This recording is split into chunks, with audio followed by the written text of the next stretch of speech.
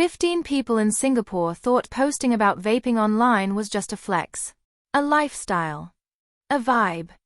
But what they didn't expect was a fine from the government, just for uploading photos or videos of vapes on social media. That's right, from January 2024 to March 2025, Singapore slapped fines on 15 individuals for simply showcasing e-vaporizers online. And that's just scratching the surface. Welcome to 2230. Today we break down how Singapore is moving beyond the streets and checkpoints, straight into your feeds and DMs, as part of its sweeping no-nonsense crackdown on vaping. Stay with us because what you'll hear next will show just how deep the rabbit hole goes. Syndicates, school raids, online listing bans, and even counseling programs for students. Between January 2024 and March 2025, more than 6,800 vape-related listings on e-commerce and social media platforms were taken down.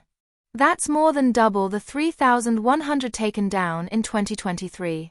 This wasn't by accident. Singapore's authorities partnered with local online platforms to actively hunt down vape sales and ads.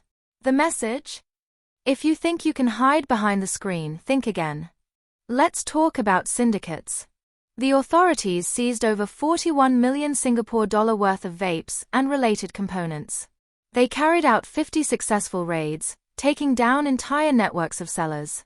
60 people were prosecuted for illegal vape sales, including 2 ringleaders, Ivan Sin Po Meng and To Wee Leong, who were each sentenced to 10 months in jail.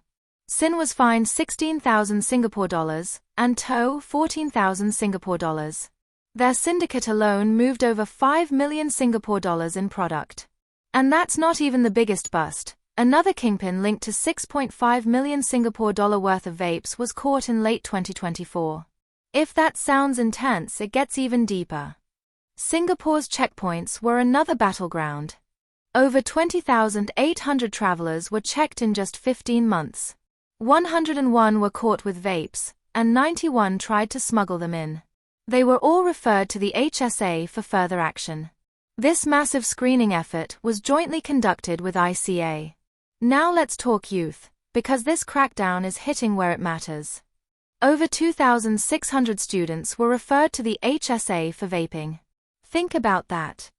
Students in uniforms, some barely 13 or 14, pulled into investigations. 1,800 received cessation counseling, and over 118,000 students were engaged in anti-vaping education and outreach. And if you think dodging fines is easy, think again. 27 people who ignored their composition fines were brought to court. Higher fines. Prison sentences. The law is tightening its grip. So what does this all mean for you? If you're in Singapore, even posting a photo with a vape can get you in trouble. The authorities are no longer playing catch-up. They're ahead of the game, online and offline. And it's working. Now here's where you come in.